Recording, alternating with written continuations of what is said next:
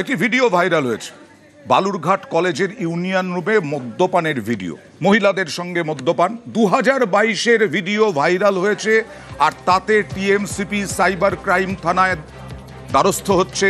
কথা বলবো প্রতিনিধি অনুপের সঙ্গে। অনুপ, টিএমসিপি কি বলছে এই ভিডিওর পরিপ্রেক্ষিতে?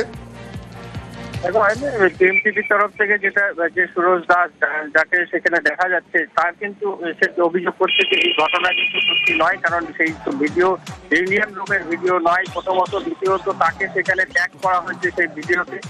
সে সেই সময় সেই দিন সেখানে ছিল না।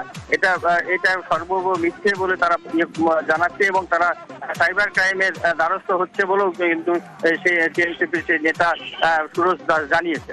বেশ,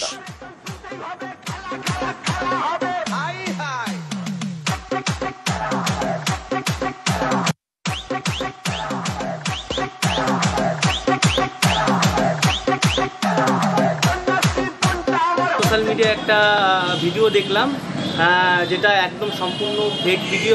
আমার ভিডিওকে আমার ছবিকে বিকৃতি করে এবং এডিট করে ওই ভিডিওতে আমাকে ফাঁসানোর চেষ্টা করা হচ্ছে।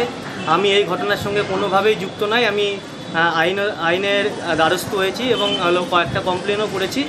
ঠিক আছে, আমাকে মিথ্যেভাবে এই ঘটনায় ফাঁসানোর চেষ্টা করা হচ্ছে।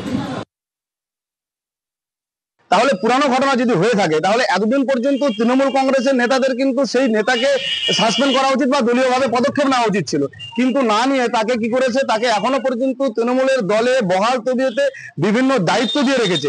এটা থেকে প্রমাণিত হয় যে এই ঘটনাগুলো যারা ঘটায় তারা তৃণমূলের স্নেহধন্য এবং তৃণমূল তাকে বড় বড় পদ দেয় এবং তাদেরকে প্রশ্রয় দেয়, সেটাই স্বাভাবিকভাবে প্রমাণিত হচ্ছে।